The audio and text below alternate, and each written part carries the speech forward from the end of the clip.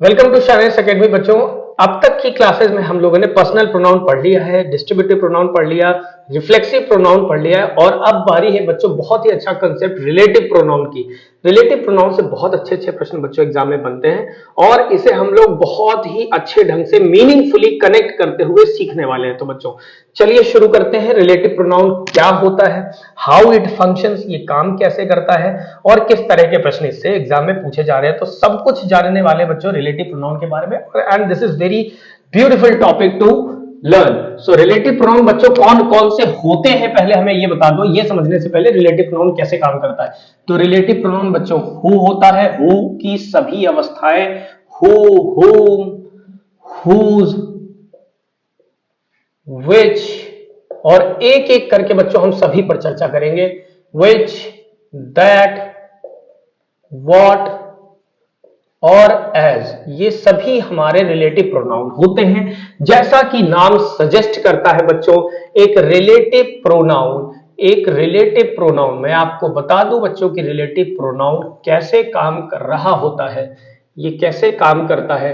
तो एक relative pronoun जैसा कि नाम से पता चल रहा है, अपने से पहले लिखे हुए किसी नाउन या प्रोनाउन से संबंध रखता है और उसी के अनुसार आगे आने वाले वर्ब और पजेसिव रिफ्लेक्सिव के साथ कॉम्बिनेशन क्रिएट करता है। प्यारे बच्चों तो आपने क्या देखा कि रिलेटिव प्रोनाउन एक रिलेशन, जैसा कि इसका नाम ही है, रिलेटिव प्रोनाउन एक रिलेशन, एक संबंध बनाए रखता है अपने पहले लिखे हुए किसी नाउन प्रोनाउन से संबंध बनाकर अकॉर्डिंगली उसी के अनुसार आगे आने वाले वर्ब और पजेसिव और रिफ्लेक्सिव के साथ संबंध बनाता है बच्चों। चलो सेंटेंस के माध्यम से बच्चों समझते हैं।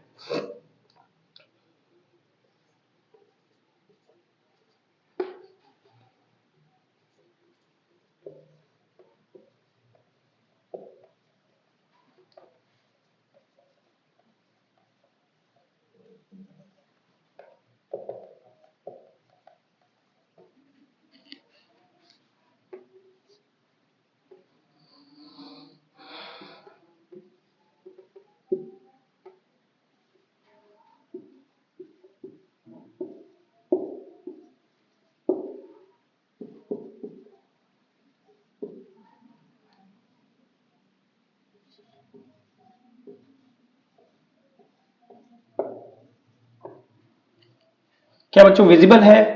ठीक है बच्चों, आई होप आपको विजिबल है, मैंने चेक कर लिया है। कुछ सेंटेंसेस और लिखते हैं अच्छे से।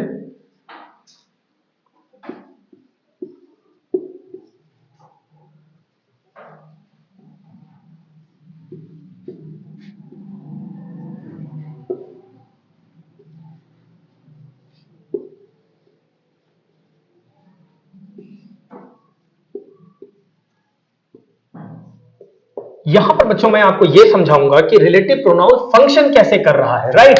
एक एक करके तो हम चर्चा करेंगे ही कि हु कब आता है, हुम कब आता है, हुज कब आता है, ये बाकी सभी कब कैसे काम कर रहे होते हैं। लेकिन पहले आप इसका फाउंडेशन समझें, इसकी नींव समझे बच्चों, क्या है ये, कैसे काम करता है। सो आई सॉ अ डॉग, मैंने एक डॉग देखा, विच वॉज बैडली इंजर्ड। तो अगर मैं आपसे पूछूं इसमें रिलेटिव प्रोनाउन कहां है, तो आप आसानी से गेस कर ले जाओगे कि रिलेटिव प्रोनाउन है हमारा बच्चों विच।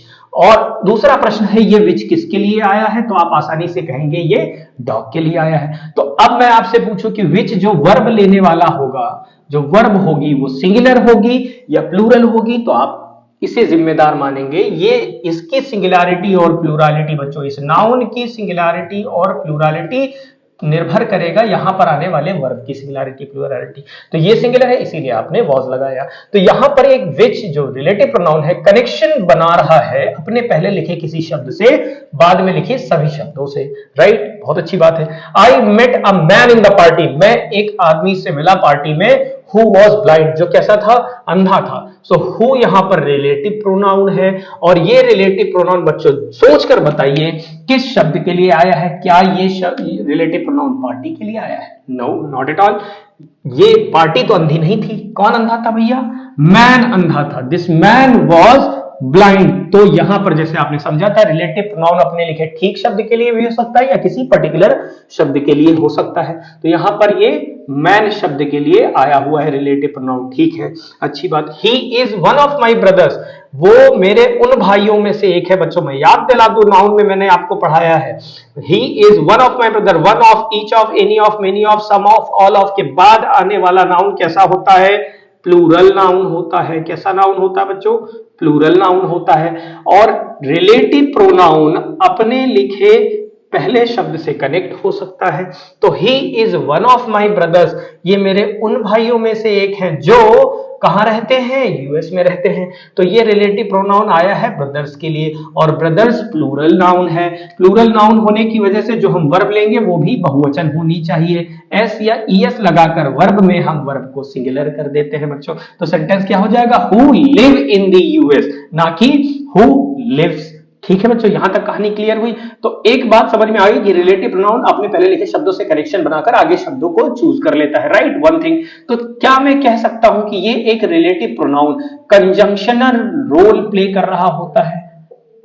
क्या मैं बच्चों कह सकता हूं कि यही हमारा रिलेटिव प्रोनाउन एक कंजंक्शनल रोल प्ले कर रहा होता है, क्योंकि ये अपने बाद एक वर्ब लिए हुए है। तो ये एक सब्जेक्ट वर्ब की कॉम्बिनेशन पहले बन जाती है, और उससे इस रिलेटिव प्रोनाउन के पहले भी एक सब्जेक्ट और वर्ब की कॉम्बिनेशन मिलती है, जैसा कि सभी वाक्यों में देख पा रहे हैं आप।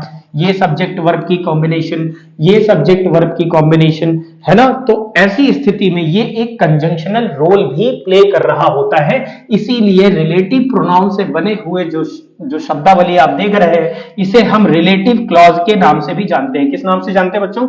रिलेटिव क्लॉज के नाम से भी जानते हैं इसे हम। Relative clause.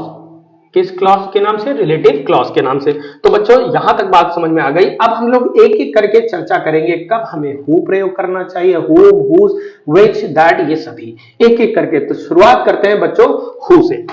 तो प्यारे भाई बहनों, हु हमारा रिलेटिव प्रोनाउन, हु व्यक्तियों के लिए, पर्सन्स के लिए प्रयोग होता है। और अगर आप इसका केस पूछोगे कि ये सेंटेंस में किस जगह प्रयोग होगा, तो ये हमेशा सब्जेक्टिव केस में होता है। इसी वजह से ये अपने साथ एक वर्ब लिए होता है। प्यारे बच्चों, बात क्लियर हुई? हु किसके लिए प्रयोग होता है? पर्सन्स के लिए प्रयोग होता है।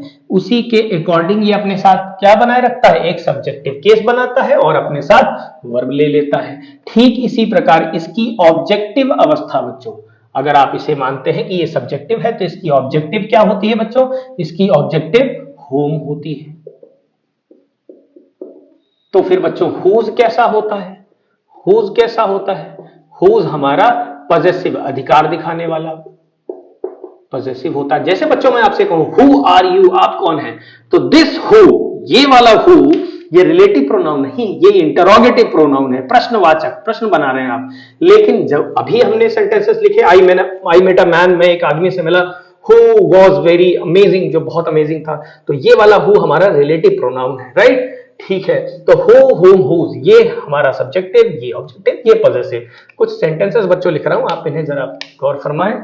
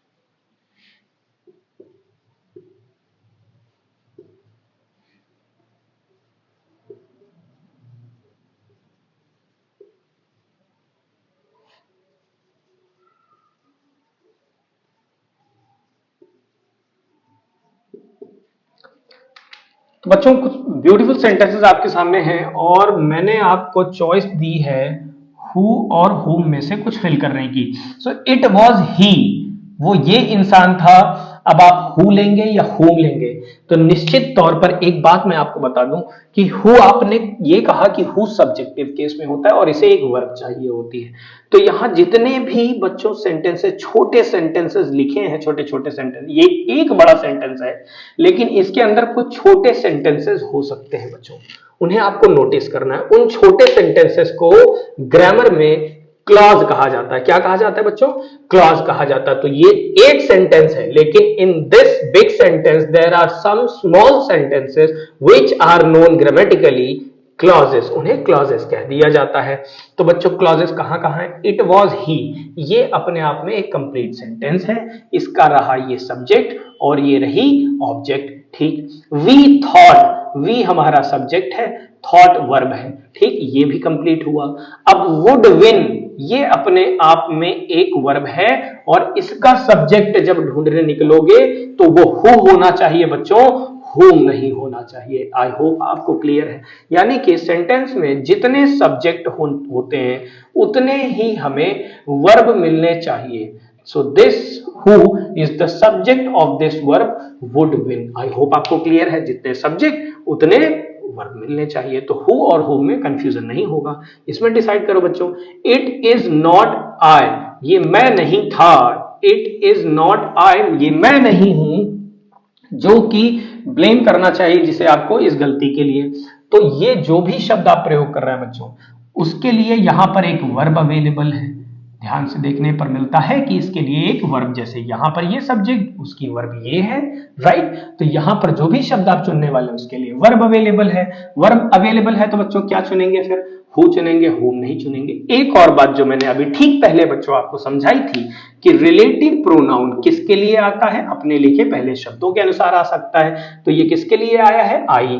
और आई के साथ क्या आप इज लगाते हैं बच्चों? इज नहीं, एम लगाते हैं। इसलिए इस वर्ब में भी बच्चों एरर है, इसे आपको करना होगा एम। तो किसी भी तरह से बच्चों एग्जाम में पूछा जा सकता है। हो सकता है इनकी सुटेबिलिटी, रिलेटिव प्रोनाउन की उपयुक्तता है, कौन सा आना चाहिए ये चीज पूछ ली जाए, या फिर हो सकता है उससे संबंधित शब्द पूछ लिए जाए, ठीक है। एरर में पूछ लिया जाए, फ्रेज रिप्लेसमेंट में, फिलर में, पैराजंबल में, किसी भी तरह से बच्चों आपको ये चीज पूछी जा सकती है। तो आपका अगर कंसेप्ट क्लियर है फिर कोई चिंता की बात नहीं है। तो यहां पर आएगा हु, क्योंकि इसके साथ हमें चाहिए एक वर्ब, वर्ब लिखी हुई है, राइट। और वो वर्ब होगी आई के अनुसार एम, ना कि is. I hope clear. It was he, ये वो इंसान था, हु या whom we chose to be our captain, जिसे हमने अपना कैप्टन चुना। तो बच्चों गड़बड़ क्या है कि इट वॉज, ये सब्जेक्ट वर्ब अग्रीमेंट अपने आप में पूरा हो रहा है। यहां पर लिखा हुआ वी सब्जेक्ट है जिसकी वर्ब है हमारी चोज, राइट। तो अब क्या कोई और मेन वर्ब या हेल्पिंग वर्ब का कॉम्बिनेशन बचता है बच्चों इस सेंटेंस में? नहीं बचता है। नहीं बचता है तो फिर हम क्या लेने वाले हैं? होम लेने वाले हैं, हु नहीं लेंगे। और ये हमारा ऑब्जेक्टिव केस में है, राइट, कोई प्रॉब्लम नहीं है। द गेस्ट्स, हु या whom we were talking about. बच्चों जल्दी से इसके बारे में सोचकर आप हमें बताइए कि इसमें आप हु लेने वाले हैं या होम लेने वाले हैं। जितने सब्जेक्ट उतने वर्ब्स होने चाहिए, ढूंढिए। चलिए मैं आपकी मदद करता हूं। द गेस्ट्स, ये निश्चित रूप से सब्जेक्ट होना चाहिए बच्चों। सेंटेंस की बिगिनिंग में लिखा है द गेस्ट्स, ये सेंटेंस सब्जेक्ट होना चाहिए और इसकी वर्ब हमें आगे मिलनी चाहिए। चलो ढूंढते हैं एक सफर पर। We were talking about, we were talking about, तो वी हमारा सब्जेक्ट हो गया, वर हमारी हेल्पिंग वर्ब हो गई और इसकी मेन वर्ब हो गई ये टॉकिंग। तो ये हेल्पिंग वर्ब और मेन वर्ब तो इस सब्जेक्ट की है प्यारे बच्चों, राइट। अभी हमें इस सब्जेक्ट का वर्ब नहीं मिला बच्चों। हाँ मिल गया, हैव कम। क्या लिखा हुआ है बच्चों? हैव कम, प्रेजेंट परफेक्ट में हैज, हैव के साथ वर्ब की थर्ड फॉर्म। तो ये वर्ब का सब्जेक्ट पहले लिखा है, राइट। गेस्ट का हमें वर्ब मिल गया, राइट। अब एक और वर्ब बच रही है, वो है आर। अब इसके लिए हमें बच्चों क्या चाहिए? सब्जेक्ट चाहिए या ऑब्जेक्ट चाहिए? तो बेशक हमें क्या चाहिए? हु चाहिए, हु नहीं चाहिए, क्योंकि हु हमारा सब्जेक्टिव केस होता है और इसी के लिए ये वर्ब आई हुई है। आई होप बच्चों आपको क्लियर हो गया कि हु होम में क्या डिफरेंस है। हुज पोजेशन दिखाता है बच्चों, राइट। जैसे आई डोंट नो, एक सेंटेंस लिख देते हैं, आई डोंट नो, मुझे नहीं पता। आई डोंट नो, मुझे नहीं पता। अब आप हु फिल करेंगे,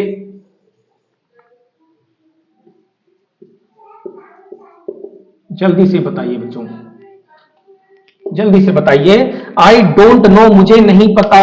हु बैग इज दिस, या होम बैग इज दिस, या फिर हुज बैग इज दिस। तो प्यारे बच्चों क्या होने वाला है, जल्दी से बता दो। आई डोंट नो, मुझे नहीं पता। Who bag is this, who bag this is, नहीं भाई। हुम बैग दिस इज, नहीं भाई। Whose bag is this, right. तो हुज अधिकार दिखाता है। आई होप आपको बिल्कुल बढ़िया से क्लियर हो गया, मीनिंगफुली। इसमें कोई ग्रामर नहीं लगानी बच्चों, बिल्कुल मीनिंगफुली कनेक्ट करते जाइए, सेंटेंसेस ठीक होते जाएंगे। तो बच्चों अब बारी आती है विच की। विच का प्रयोग कब करना चाहिए आपको, विच का प्रयोग कब करना चाहिए। विच बच्चों नॉन लिविंग थिंग्स के लिए, नॉन लिविंग थिंग्स के लिए प्रयोग कर लेते हैं आप।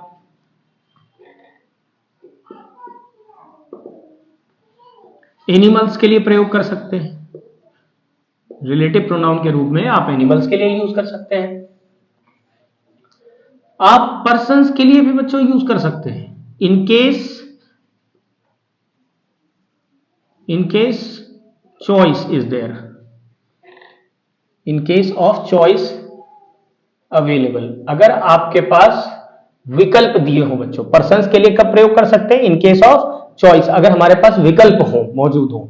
एक और बात बच्चों जो बहुत इंपॉर्टेंट है कि ये कंप्लीट क्लॉज के लिए, एक पूरे सेंटेंस के लिए क्लॉज, जो मैंने अभी बताया क्लॉज एक छोटा सा सेंटेंस जब किसी बड़े सेंटेंस का हिस्सा बनता है तब हम इसे क्लॉज कह देते हैं। तो अगर पूरे क्लॉज के लिए लाना पड़े तो फिर वो विच होता है, बाकी हम दैट नहीं लेते, व्हाट नहीं लेंगे, कुछ भी और नहीं लेते बच्चों। चलिए कुछ खूबसूरत सेंटेंसेस लिखते हैं।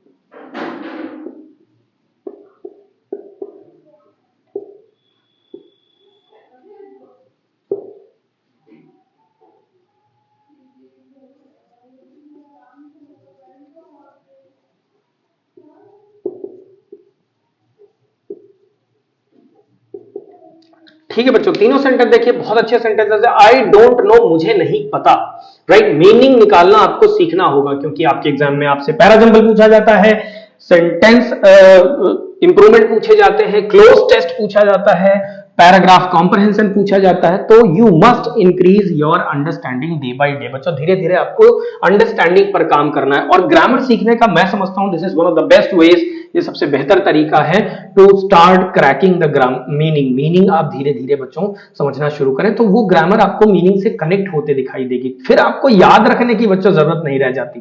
ठीक है, चलो पढ़ते हैं। आई डोंट नो, मुझे नहीं पता। Who of the servants broke the dinner set, या फिर which of the servants broke the dinner set। तो आप ये कह रहे हो कि मुझे नहीं पता किस नौकर ने तोड़ दिया डिनर के सेट को। तो जब आप ये कह रहे हैं कि किस नौकर ने, तो यानी कि आपके घर में या किसी खास जगह पर कुछ निश्चित मात्रा में, कुछ निश्चित संख्या में सर्वेंट्स होते हैं। राइट, उनमें से किसी ने। तो अपने पास व्यक्तियों के लिए यहां पर चॉइस अवेलेबल है ऑफ द सर्वेंट के माध्यम से। यहां पर बच्चों जो ऑफ द सर्वेंट लिखा हुआ है, राइट, ये आपको एक चॉइस दे रहा है, एक विकल्प दे रहा है कि उन नौकरों में से जो उस घर में काम करते हैं, उनमें से किसी ने तोड़ दिया है डिनर सेट। तो बच्चों हु व्यक्तियों के लिए आता है, लेकिन इस सेंटेंस में हम हु को नहीं विच को चुनेंगे, क्योंकि हमारे पास विकल्प मौजूद है बच्चे। ठीक है, वी फाउंड अ कैमरा, हमने एक कैमरा पाया। Nice. Who was very costly या विच वॉज वेरी कॉस्टली बच्चों। सो रिलेटिव प्रोनाउन अपने लिखे शब्दों के पहले शब्दों के अनुसार आता है। तो यहां पर कौन सी चीज कॉस्टली थी, हम लोग कॉस्टली थे या कैमरा कॉस्टली था, तो या कैमरा कॉस्टली था जिसे हमने पाया। तो जो भी रिलेटिव प्रोनाउन आएगा वो कैमरा के अकॉर्डिंग आएगा। तो कैमरा के लिए हम हु नहीं लिख पाएंगे, विच लिखेंगे, राइट। और कैमरा सिंगुलर है, इसीलिए देखिए वर्ब हमारी सिंगुलर इस्तेमाल की गई है, राइट। ये सेंटेंस बच्चों आप पढ़ें और डिसाइड करें इसमें से क्या आने वाला है। He has never taken bribe, उसने कभी रिश्वत नहीं ली।